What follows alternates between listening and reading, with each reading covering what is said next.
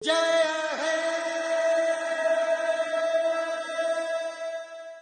Ma'am, आप कैसे हैं? मैं अच्छी हूँ अभिलाषा, आप बताओ। मैम मैं अच्छी हूँ। मैम आप मुझे ये बताइए, एसआईआर क्या है? देखो, राजस्थान में मतदाता सूचियों की जांच के लिए विशेष गहन पुनरीक्षण कार्यक्रम प्रारंभ हुआ है और इस कार्यक्रम के तहत राज्य के प्रत्येक मतदाता जिनका नाम 2025 की मतदाता सूची में है, सभी को इन्यूमरेशन फॉर्म अर्थात गणना प्रपत्र भरना होगा। मैम मुझे वही तो जानना है कि ये गणना प्रपत्र में हमें भरना क्या है? गणना प्रपत्र बहुत आसान और सरल है, सिर्फ एक ही पेज का गणना सिर्फ प्रपत्र। एक पेज का? बिल्कुल, एक ही पेज का गणना प्रपत्र है और उसमें भी कुछ सूचनाएं पहले से ही प्रिंटेड है।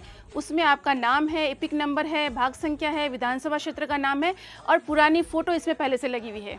इसके अंदर इन्यूमरेशन फॉर्म में ऊपर का जो कॉलम है उसमें आपको कुछ सामान्य सी जानकारियां स्वयं की भरनी है। तो मैम उनमें हमें क्या भरना है? देखो, सामान्य जानकारियों में आपकी जन्म दिनांक है, मोबाइल नंबर है, माता पिता का नाम है और यदि आप विवाहित हैं तो आपके जीवन साथी का नाम है और यदि इन सब के एपिक नंबर आपके पास उपलब्ध हैं तो वे भी इसमें भर दीजिए।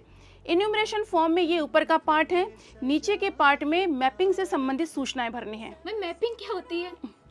मैपिंग देखो, राजस्थान में जो मतदाता हैं उनकी विगत एसआईआर की मतदाता सूचियों से मैपिंग कर ली गई है। जैसे राजस्थान में विगत एसआईआर 2002 में हुआ था या फिर देश के किसी अन्य राज्य में किसी और समय भी हुआ है, तो यदि उस मतदाता सूची में मतदाता का स्वयं का नाम है, इस स्थिति में इन्यूमरेशन फॉर्म में नीचे के पार्ट में बाएं भाग में वो सभी सूचनाएं भरनी है। तो अगर मैम उसमें मेरा नाम नहीं है तो? यदि 2002 की या विगत एसआईआर की मतदाता सूचियों में आपका नाम नहीं है और आपके किसी रिश्तेदार का नाम है, रिश्तेदार जैसे? रिश्तेदार जैसे आपके माता पिता, दादा दादी या नाना नानी हो सकते हैं, तो इनकी वो सभी सूचनाएं इसके दाएं कॉलम में भरनी है ताकि आपका उनसे लिंक हो सके। तो मैम मैपिंग से फायदा क्या होगा?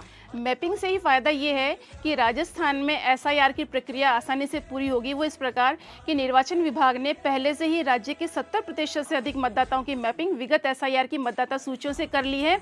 इसीलिए इन सभी मतदाताओं को एसआईआर की पूरी प्रक्रिया के दौरान किसी भी प्रकार का कोई भी दस्तावेज नहीं देना होगा। वाह मैम, ये तो अच्छा है। तो हम अभी भी मैपिंग करवा सकते हैं? बिल्कुल, आपके घर जब बीएलओ आएंगे 4 नवंबर से 4 दिसंबर के बीच में गणना प्रपत्र भरवाने, तो उनकी मदद से या फिर आप स्वयं भी ईसीआई की वेबसाइट पर, जिसका लिंक सीओ राजस्थान की वेबसाइट पर भी है, उस पर सभी राज्यों की मतदाता सूचियां अपलोड कर दी गई हैं। आप वहां से भी देख सकते हैं कि विगत एसआईआर में आपका नाम किस सूची में है। तो मैम मेरे पापा आज से 10 साल पहले राजस्थान आए थे, तो क्या उनकी मैपिंग हो सकती है? बिल्कुल, वही वेबसाइट पर जाइए, वहां पर सभी सूचियां अपलोड की गई है, वहां से देखिए और मैपिंग करवाइए। अरे वाह मैम, ये तो अच्छा है, मैं समझ गई हूँ। अब आप मुझे ये बताइए कि गणना प्रपत्र में डॉक्यूमेंट्स क्या देने हैं?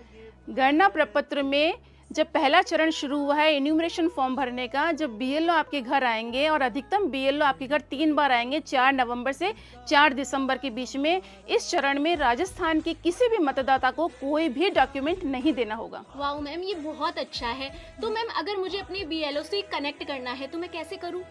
अगर आपको अपने बीएलओ से कनेक्ट करना है तो ईसीआई नेट पर, जो ईसीआई का एक पोर्टल है, उसके ऊपर एक नई सुविधा प्रारंभ की गई है, book A call with BLO. आप अपने बीएलओ को कॉल बुक करें और वो आपको सभी प्रकार की जानकारियां देंगे।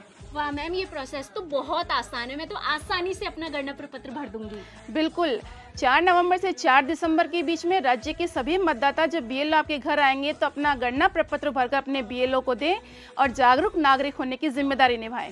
धन्यवाद।